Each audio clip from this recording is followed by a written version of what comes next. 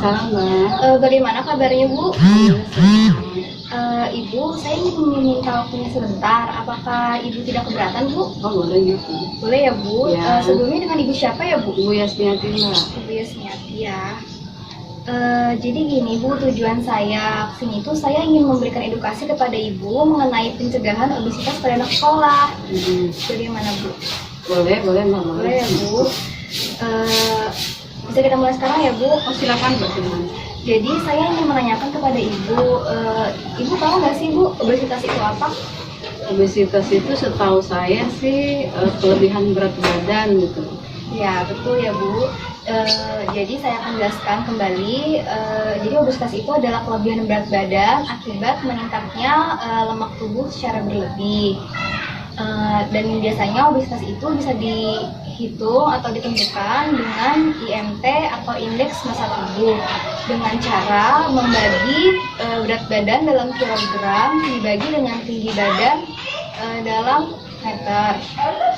Maka tua itu Bu. Bisa nggak Mbak, kalau kebetulan anak saya kan agak gemuk, dihitung, dihitung IMT-nya ya Bu. apa obesitas atau tidak? Iya. Ya baik ya Bu. Kalau saya boleh tahu BB-nya berapa ya Bu? Berat badannya kalau nggak salah 51, tingginya 141. 141. Iya. Sebentar ya Bu. Iya. Usianya nggak Kak? Oh iya boleh Bu. Usianya nanti bulan Februari 9 tahun. Oh, usianya. Berarti sekarang masih 8 tahun ya Bu? 8 tahun dia udah mau habis lah ya, mau masuk 9 tahun.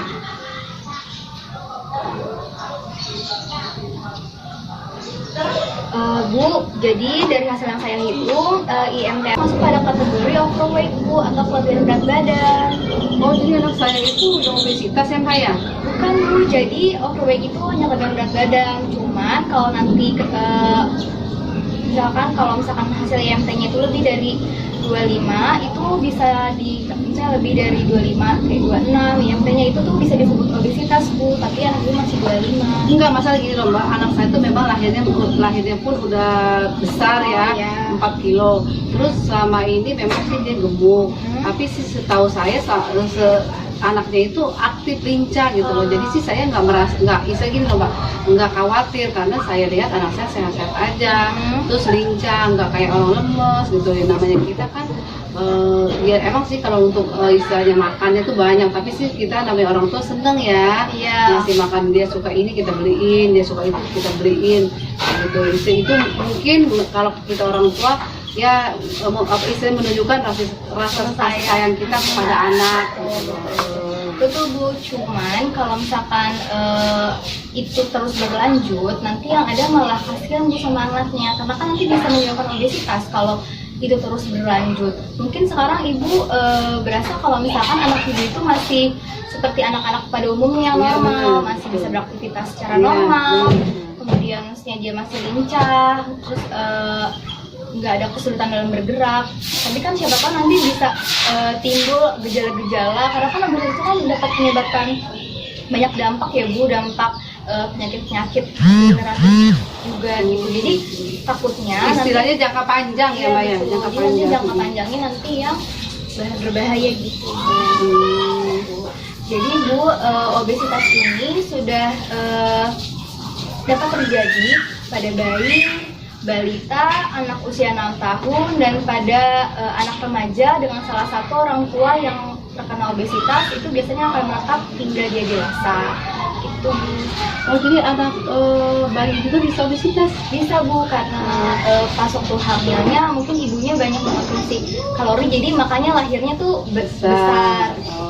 Terus kalau misalnya anak yang obesitas bisa masih kecil seperti anak saya obesitas, itu nanti susah untuk bisa normal kembali dibanding sama anak dewasa gitu nggak? Mungkin bisa Bu, itu harus tetap dengan pendampingan ibu, jadi harus ibu harus mengatur pola makannya gitu, terus mengingatkan untuk selalu melakukan aktivitas fisik. Iya benar. Jadi gini Bu, pada masa anak-anak itu kan masanya pertumbuhan dan perkembangan ya Bu. Jadi pada anak-anak yang mengalami obesitas itu biasanya terjadi peningkatan pada sel otot dan sel tulang rangka, Sedangkan jika obesitas pada anak yang dewasa itu hanya pembesaran sel-selnya saja, sehingga jika obesitas pada dewasa itu masih bisa tumbuh kembali pada berat badan yang normal. Karena kan mungkin kalau dewasa juga kan dia sudah merasa kayak malu gitu Ya ya. betul, apalagi kalau cewek cowok lah ya, Gitu. istilahnya takut, kalau anak-anak sekarang istilahnya takut dibully, takut kalau anak ya kayak anak saya kan mereka sih nyaman-nyaman Iya, aja, betul. jadi istilah belum ngerti istilahnya belum ngerti malu, malu lah gitu. Kemudian Bu, apa Ibu tahu nih Bu faktor-faktor apa aja sih penyebab terjadinya obesitas pada anak? Ya setahu saya mungkin karena masalah pola makan ya, istilahnya kebetulan memang anak saya tuh hobi banget nyemil. Oh, iya. Kadang-kadang setelah makan pun mereka dia itu masih sering cari-cari lagi cemilan, buka-buka kulkas gitu loh. Jadi memang istilahnya makannya itu memang banyak lah, cuma sih ya itulah kembali lagi ke tadi Mbak, saya kira karena memang anaknya memang gemuk, terus emang anaknya aktif ya, saya sih nggak merasa khawatir. Iya, gitu. betul. Jadi betul sekali ya Bu, yang tadi Ibu jelaskan itu masuk pada faktor nutrisi. Jadi obesitas itu banyak sekali nih Bu faktor-faktor penyebabnya, dan itu sangat kompleks. Nah, saya jelaskan ya Bu, yang pertama itu faktor yang pertama itu ada faktor genetik. Jadi anak yang kedua orang tuanya itu IMT-nya normal atau berat badannya itu normal, itu kemungkinan besar terjadi obesitas itu sebanyak sebesar 10%. Nah, pada anak yang salah satu orang tuanya itu obesitas, itu dia tuh bisa terkena obesitas itu sebesar 40%. Dan kalau misalkan anak ini punya orang tua yang kedua orang tuanya ini obesitas, itu peluang terjadinya obesitas itu sebesar 80%. Tapi enggak sih, kalau di keluarga saya kebetulan saya juga nggak terlalu besar, enggak ya istilahnya normal ya. Bapaknya juga normal, memang anak saya mungkin karena dia kebetulan anak terakhir, kakaknya kan 3 perempuan semua, udah tuh sangat disayang papanya, jadi apapun yang dia mau suka dibeliin. Oh iya, gitu jadi loh. mungkin karena memang faktor pola makan aja kali Ya ya. betul.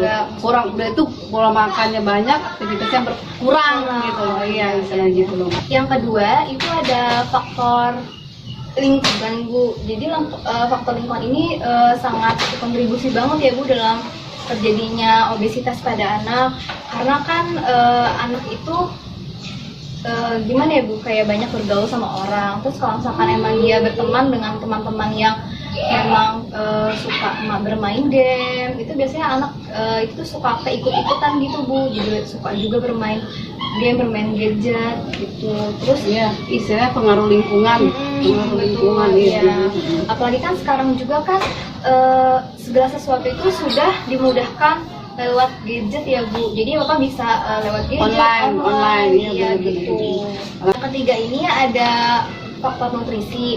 Jadi pola makan anak yang tidak seimbang itu bisa menyebabkan anak obesitas gitu Bu. Apalagi kan Maksudnya tidak seimbang itu Mbak? jadi ya dia tuh makannya tuh mungkin makan itu hanya makan nasi, misalnya karbohidrat sama protein aja. Dia nggak makan sayur, nggak makan buah, gitu. Nggak ada. Iya, memang maunya susunya. seperti itu. Iya. Jadi kalau kita masak sayur, maunya misalnya ayam goreng sama sayur sop, maunya ayam goreng aja, sop-sopnya nggak mau. Karena kan memang biasanya anak-anak suka seperti itu ya Bu. Iya, Banyak iya. anak yang tidak suka makan sayur. Jadi harus sebisa mungkin ibunya itu memberikan penjelasan kepada anak kalau misalkan sayur itu penting, Sehat, kalau buat pertumbuhan dia. Iya, betul. Tuh, kemudian juga biasanya karena anak yang jarang sarapan Bu, itu juga bisa menyebabkan terjadi obesitas. Oh ya benar. Anak saya tuh kadang-kadang apal waktu sekolah itu memang kalau untuk sarapan berat enggak jarang ya Mbak. Cuman kalau waktu sekolah karena mungkin saya sibuk, saya buru-buru, kadang-kadang nggak sempat bikin sarapan. Paling kalau mau berangkat itu saya cuma bekelin susu kotak. Emang sebenarnya anaknya juga nggak mau, kalau kadang-kadang bisa kita suruh makan pun dia nolak. Paling udah deh mah sarapannya susu aja, paling sarapannya nanti dia minum susu di mobil. Cuma selalu bawa bekal sih dari rumah, ya itu tadi Mbak, soalnya saya bawain misalnya ayam goreng sama sayur sop. nanti ayam gorengnya Ayamnya habis, aja. sayur sopnya balik lagi ke rumah gitu loh, Iya. cuma dimakan gitu. Iya Bu, jadi sarapan itu juga penting ya Bu, karena kan sarapan itu kan tidak porsi besar, misalnya porsi kecil pun itu sudah cukup sebetulnya gitu.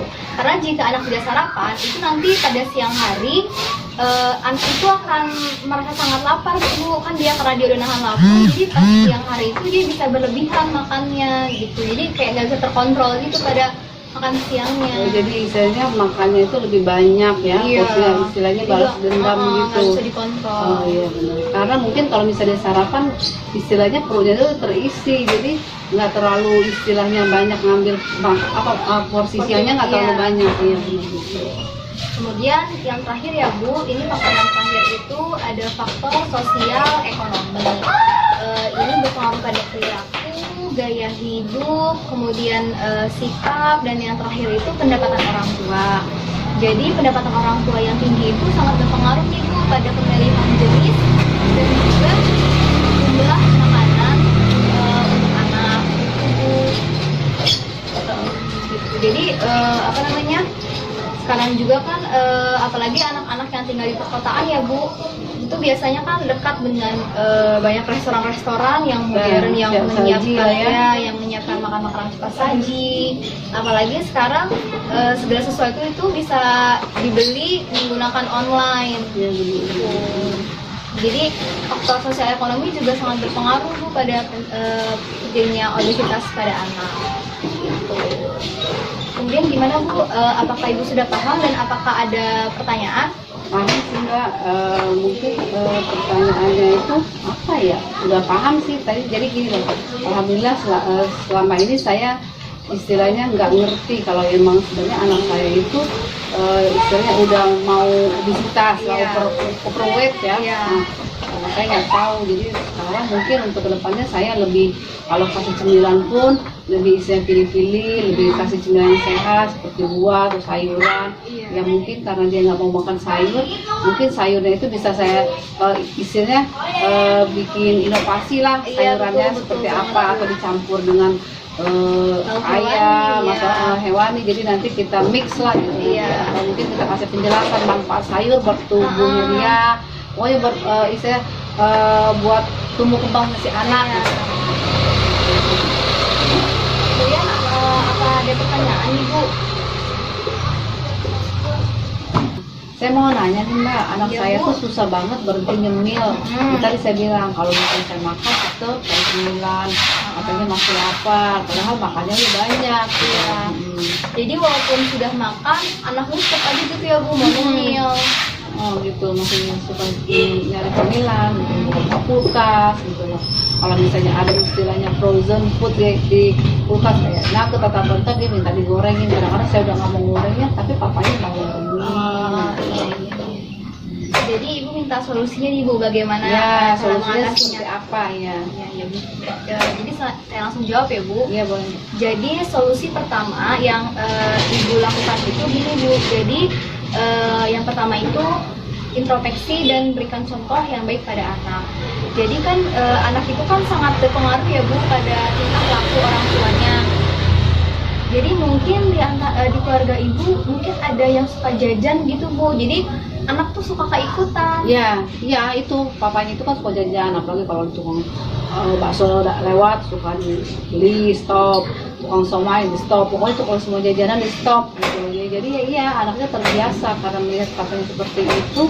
Ya, jadi istilahnya anaknya mengikuti. Ya iya betul Mbak, ya emang istilah bahasa jatuh nggak jauh dari pohonnya, ya benar seperti anak saya sama bapaknya sama papanya.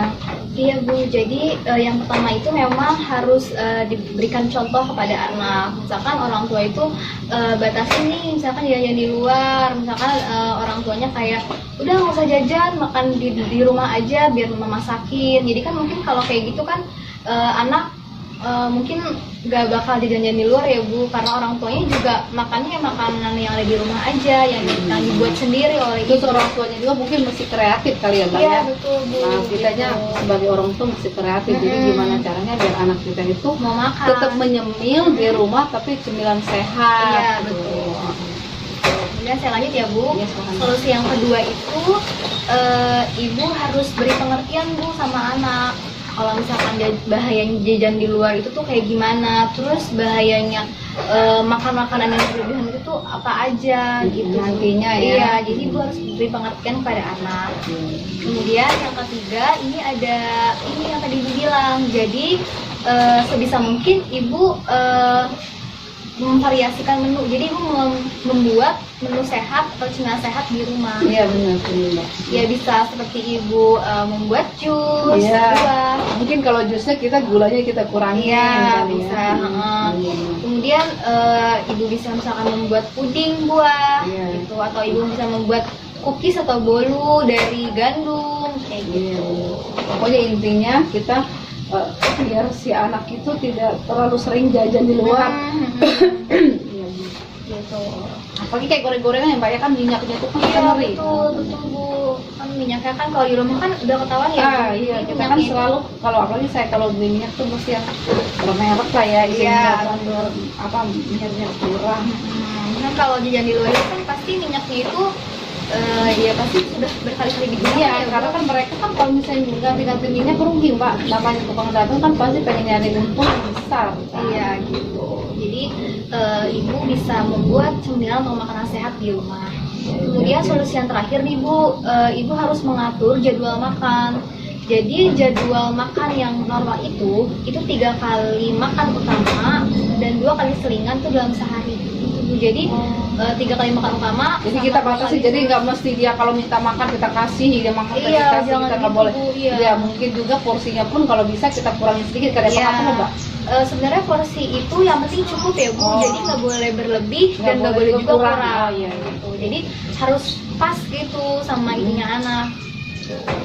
Jadi makan utama 3 kali dalam sehari, kemudian cemilannya itu 2 kali sehari. Itu makan utama itu termasuk sarapan kan? Maksudnya 3 kali itu termasuk sarapan. Jadi sarapan, makan siang dan Makan malam. Kalau untuk jamnya Mbak nggak perlu ditentukan. Atau misalnya jamnya jam berapa? gitu. Biasanya kalau makan pagi itu ya sarapan itu kan biasanya jam 7 sampai jam 8 ya Bu. Iya. Jam 9 sampai jam 8. Ya, terus kalau malam tuh paling istilahnya jangan sampai pada isya atau apa Iya, ya, mungkin, malam jam 9 tuh udah nggak jam boleh, 7. pokoknya jam 9 itu udah stop gitu loh. Iya, mungkin jam 7 ya Bu itu sudah mungkin Pas saya bilang tuh Mbak, ntar kalau jam 9 dapur mama udah tutup gitu aja. bisa tuh bisa. Kemudian makan siangnya ya seperti biasa Bu, mungkin jam 12 atau jam 1. Iya, ya, pokoknya ikutin jam makan siang lah ya. Cemilannya ya sebisa-bisa ibu aja, misalkan kayak disediakan kalau misalkan ibu lagi sibuk, ibu bisa kasih aja nih Bu buah potong, kayak itu Iya, gampang banget ya, Bu. paling kayak pisang atau Iya, pepaya. Kalau pepaya kan istilahnya biar istilahnya bagus juga sih. Untuk sama anak. Iya, untuk sama anak. Atau enggak jus juga Iya. gitu. Jadi itu ya Bu tadi mengenai faktor-faktor. Tapi alhamdulillah sih anak saya masih senang buah sih Mbak. Jadi saya istilahnya nggak bakalan susah Iya, untuk buat maksa anak gitu ya, untuk buat makan buah gitu. Cuman mungkin hanya sayur saja ya Bu. Ya kalau saya memang sih agak susah. susah, ya. Tapi untuk kedepannya saya akan berusaha untuk biar anak saya mau makan sayur. Bagus.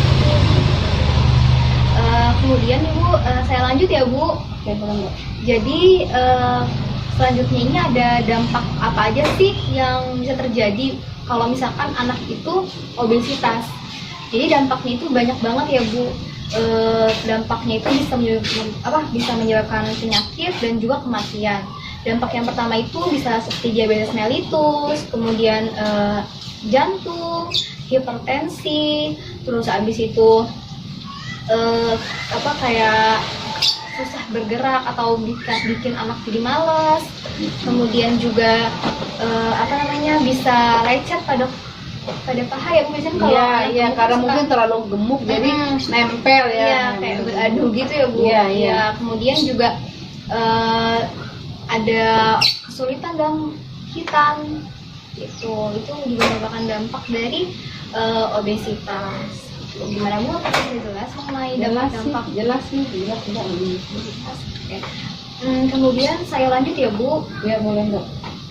Ini ada strategi pencegahan. Apa aja sih yang dilakuin untuk mencegah terjadinya obesitas pada anak? Jadi yang pertama itu ada batasi konsumsi junk food atau fast food gitu. Jadi ibu harus bisa mungkin ibu membatasi anak untuk jajan-jajan fast food atau junk food, karena kan itu Pokoknya siap saji lah ya. iya, karena kan itu kan menyumbang Emang sebenarnya itu makan tidak sehat lah.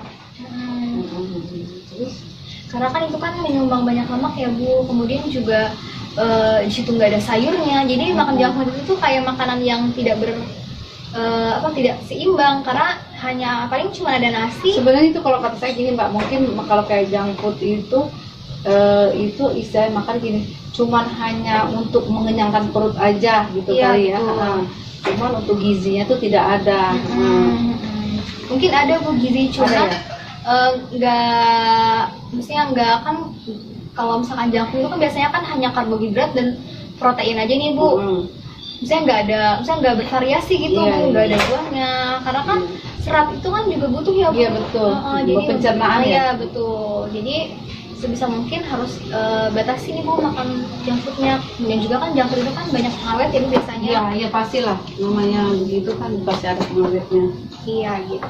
Iya Mbak, saya kan tadi kan Mbak udah banyak menjelaskan masalah obesitas. Mungkin saya mau bertanya kali ya, istilahnya aktivitas fisik apa yang membuat anak kita itu tidak bosan? Karena kan selama ini kan anak saya itu kan memang sih ada aktivitasnya kayak apa, suka kalau misalnya lagi libur itu kan bersepeda atau main badminton, cuman kadang-kadang bersepeda pun dia nggak lama-lama, paling cuman berapa menit pulang, dia bilang capek.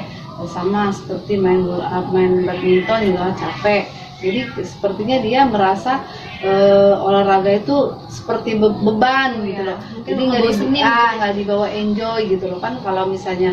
Nah itu yang ingin saya tanyakan, olahraga apa atau istilahnya aktivitas apa fisik yang bikin dia itu merasa nggak membosankan dan tak terbebanin gitu. Ya. Mungkin betul ya Bu, karena mungkin anak-anak itu sekarang berpikirnya bahwa olahraga atau aktivitas fisik itu sebagai tugas tambahan. Karena kan yang kayak misalkan dia lagi nonton TV asik-asik, terus disuruh olahraga kan dia bisa kayak, aduh ngapain sih olahraga, ngapain sih mah, kayak gitu kan. Mestinya misalnya disuruh olahraga di zona nyamannya gitulah ya Bu. Mungkin mereka di situ berasa terbebani. Ibu bisa nih Bu, olahraga itu dijadikan sebagai waktu quality time bersama keluarga. Jadi di situ tuh orang tua itu tuh bisa ikut berperan. Jadi contohnya misalkan ibu atau misalkan anak sama ayahnya itu bisa bersepeda bersama. Kemudian misalkan bisa, itu tadi mama bisa bermain badminton bersama keluarga. Kemudian atau bisa Bu sekali itu diajak untuk misalkan berenang nih Bu, keluar bersama keluarga. Itu kan pasti lebih mengasyikkan banget ya Bu, dan pasti anak juga nggak bosan. Iya sih, sebenarnya sih kalau untuk berenang memang anak saya paling senang berenang. Cuman ya tadi saya bilang kalau misalnya untuk bersepeda bareng-bareng keluarga atau bersama saya dan bapaknya, ya bisanya mungkin seminggu 2 kali Mbak, karena kan kita kan kerja, jadi nggak bisa setiap hari rutinitas seperti itu gitu. Iya Bu, kan seperti tadi saya bilang ya Bu, jadi minimal itu ya seminggu 3-4 kali, ya Sabtu Minggu pun itu nggak apa-apa, karena kan anak itu kan kalau misalkan dia di sekolah itu kan pasti ada ya Bu aktivitas, misalnya ada pelajaran olahraga dan fisik itu kan. Ada sih, kebetulan sih anak saya itu masuk ikut eskul karate. Memang sih dia seneng, istilahnya apa sih, semangat. Iya. Dulunya dia kan futsal, tapi kemarin tuh dia minta ganti karate. Iya, Udah sih saya ikutin masukin. aja Bu, iya apa yang Udah saya masukin kok. Iya, jadi yang memang misalnya anak tuh merasa kayak, kayaknya seru deh kalau misalkan aku ikut karate atau aku ikut taekwondo misalkan atau pencaksilat, kayaknya seru deh ikut itu. Gak apa-apa Bu, ibu coba daftarkan aja anak. Itu juga kan bagus ya Bu, karena sekolah sudah memfasilitasi. Iya, sudah dari sekolahnya sudah difasilitasi. Jadi anak tinggal milih senangnya yang mana gitu. Betul sekali. Kemudian yang kedua nih Bu, ibu bisa meluangkan waktu untuk anak bermain dengan teman-teman sebayanya. Itu juga pasti kan bikin anak gak ngebosenin ya Bu. Ya mungkin ya benar, tadi bersepeda bareng-bareng temennya gitu, main badminton juga bareng-bareng teman ya. Gitu, misalkan kayak bermain bola bersama teman-teman. ya jadi misalnya seru lah ya. Iya. Jadi bisa gini Mbak, jadi dia nggak kenal waktu, ternyata dia main sepeda atau main badminton tadi tahu udah 1 jam gitu. Jadi itu tadi, jadi jadikan olahraga itu sebagai waktu berkualitas, Bermain lah ya, bersama keluarga. olahraga tapi sambil bermain lah gitu. Iya, jadi mungkin anak di situ nggak merasa bosan. Terbatin juga Iya, ya, gitu. gitu. Kemudian Ibu, saya akan masuk pada sesi terakhir. Jadi sesi terakhir ini saya akan memberikan pertanyaan kepada Ibu. Kira-kira apa Ibu bersedia ya Bu? Boleh Mbak, pertanyaannya yang tadi udah kita bahas apa belum ya? Iya, Oke. pasti lah Bu. Saya akan menanyakan yang tadi kita bahas nih Bu. Jadi tujuan saya ini, saya ingin mengetahui seberapa besar sih pemahaman Ibu mengenai edukasi yang sudah saya berikan. Gimana Bu? Bersedia? Oke, aku bersedia dengan. Kita mulai sekarang ya Bu. Jadi saya akan menanyakan Ibu, dampak apa aja sih Bu yang terjadi kalau anak ini obesitas? Anak maksudnya obesitas itu ya Mbak? Iya, apalagi tuh Bu dampaknya yang terjadi. Oh bisa kayak misalnya diabetes gitu Iya, kan, betul. penyakit jantung, setahu saya sih bisa penyakit jantung, saya ulang ya Mbak ya, penyakit jantung, diabetes, hipertensi, kesulitan bergerak mungkin karena badannya terlalu besar ya, kesulitan bernafas mungkin, maaf ya Mbak, mungkin apa paru-parunya tertutup atau apa itu bisa kali ya Mbak ya, karena mungkin saking cepat lelah ya, benar cepat lelah karena susah untuk beraktivitas kan, misalnya bangun apa lagi duduk pun kalau orang keberatan apa kegedean kan susah untuk bangunnya ya, malas, jadi malas ngapa-ngapain lah, pokoknya duduk aja udah PW dengan duduk sama ya pergerakannya lambat ya, pastilah orang gemuk pasti lambat dibanding sama orang kurus kan lebih lincah. Iya, kalau disuruh lari mungkin anak saya dibandingin sama yang kurus anak saya paling belakangan kali nih Mbak larinya. Terus tadi nih mungkin pahanya lecet karena mungkin gesekan ya antara paha satu paha satunya lagi ya, misalnya udah nempel kan, kesian juga kalau dilecet, jadi kan bisa kalau lama-lama bisa istilahnya iritasi kan. Terus kegagalan apa namanya apa sih namanya kegagalan hitam ya, mungkin ya maaf ya Mbak susah kali ya untuk hitamnya kalau namanya gemuk kan. Iya, karena kalau tarik oleh lemak gitu kan. Itu mungkin merasa kurang percaya diri, kurang pede ya, mungkin suka kalau dia misalnya sama teman-temannya pada kurus, misalnya nggak sebadannya kurus-kurus, dia besar mungkin ya suka diledek. Iya. Emang benar sih anak saya suka dibilang si endut memang. Iya. Cuman emang dasarnya anak kecil ya, dia mah pede aja gitu. Mungkin kalau misalkan dia sudah dewasa, mungkin Ya, kalau mungkin dia baru betul. Jadi jawaban Ibu tadi betul semua ya Bu. Alhamdulillah. Nanti Ibu akan saya berikan souvenir sebagai kenang-kenangan nih Bu. Nanti lain kali kalau misalkan saya wawancara lagi, apakah Ibu bersedia nih Bu? Insya Allah bersedia ya. Dan nanti souvenirnya saya kasih di akhir ya Bu. Makasih banyak nih Bu atas waktunya. Sudah meluangkan waktunya untuk saya berikan edukasi. Semoga edukasi ini bermanfaat untuk Ibu dan keluarga. Serta semoga dapat diterapkan ya Bu dalam kehidupan Ya, sehari-hari. insya Allah Mbak. Iya.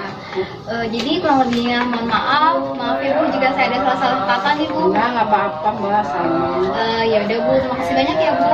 Assalamualaikum. Ini boleh buat saya nggak Mbak? Boleh Bu. Oke, Iya. terima kasih ya, Mbak. Iya,